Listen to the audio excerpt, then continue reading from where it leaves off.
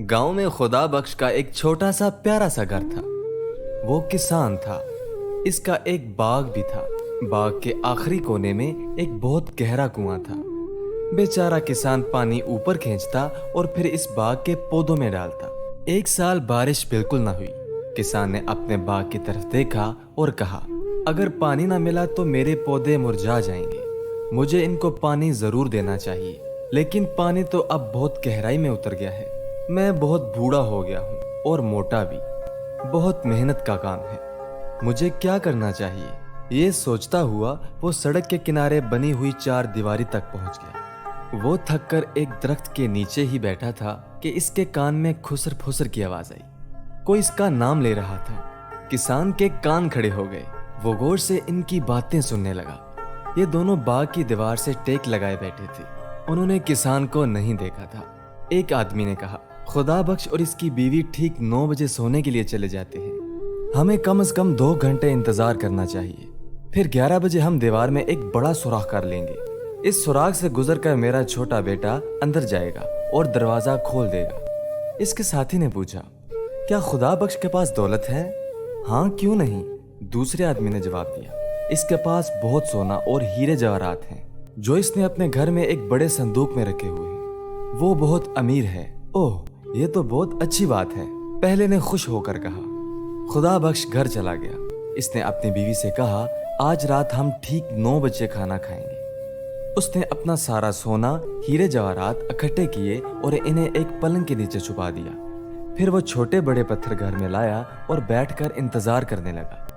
ठीक 9 बजे इसने खिड़की से बाहर झांका। इसने दोनों चोरों को दरख्तों के दरमियान छुपे हुए देख लिया। इसने बीवी से कहा, क्या खाना तैयार है? खाना लाओ। फिर वो खाना खाने बैठ गए। पहले चोर ने कहा, रात के तो 9 बज चुके हैं, मगर खुदा बख्श अभी तक जाग रहा है। हमें जरा करीब जाकर इंतजार करना चाहिए कि वो क्या कर रहा है। चोर घर से कुछ और करीब आ गए। एक चोर ने खिड़की से घर के अंदर झांका और बोला, वो तो खाना खा रहे हैं। खुदा बख्श ने चोरों की आहट सुन ली तो वो जोर जोर से बीवी से बात करने लगा। वो बोला, मैंने सुना है कि आजकल बहुत चोरियां हो रही हैं। इस इलाके में कुछ चोर आ गए हैं। उसने मेरे दोस्त अली का सारा सोना और जवाहरात चुरा लिए हैं। अरे फिर तो वो हमारे घर भी आ सकते हैं। इसकी बीवी घबरा कर बोली। खुदा बख्श बोला, हाँ वो आ सकते हैं। हमें अपना सोना और हीरे जवाहरात ऐसी जगह छुपा देने चाहिए जहाँ से कोई उसे निकाल ना सके। जरा संदूक तो लाना मेरा। बीवी संदूक ले आई। खुदा बख्श ने चुपके से बीवी को वो पत्थर जमा करके दे दिए और उसके कान में कहा, यह हमारा सोना और हीरे जवाहरात हैं। फिर वो जोर से बोला, पहले मुझे सोने की ईंटें दो ताकि मैं इन्हें संदूक में रख दूं। उसने कुछ पत्थर उठा कर दिए। इसकी पीठ खिड़की की तरफ थी। खुदा बख्श ने इतनी सफाई और चालाकी से इन्हें संदूक में रखा कि चोर देख ही न सके। खुदा बख्श ने कहका लगाया और बोला, मैं इनको ऐसी जगह छुपाऊंगा जहां से कोई इनको निकाल ना सकेगा। मेरे हीरे जवाहरात की थैली भी लाओ। बीवी और पत्थर ले आई। अब मैं संदूक बंद कर रहा हूँ, उसे उठाने में मेरी मदद करो। खुदा बख्श और इसकी बीवी ने संदूक उठाया और बाहर निकलकर बाग के कुएं में फेंक दिया। फिर वो घर में चले गए और इंतजार करने लगे।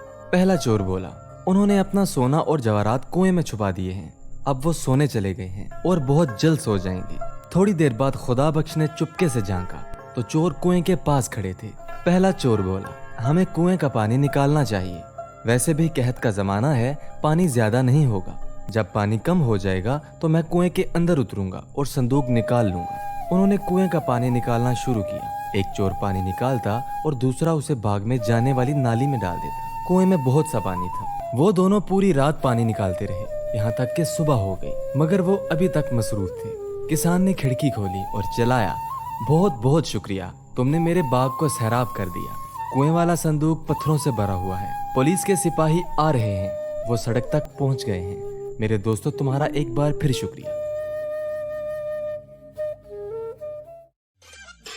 Subscribe now and press the bell icon. Never miss an update.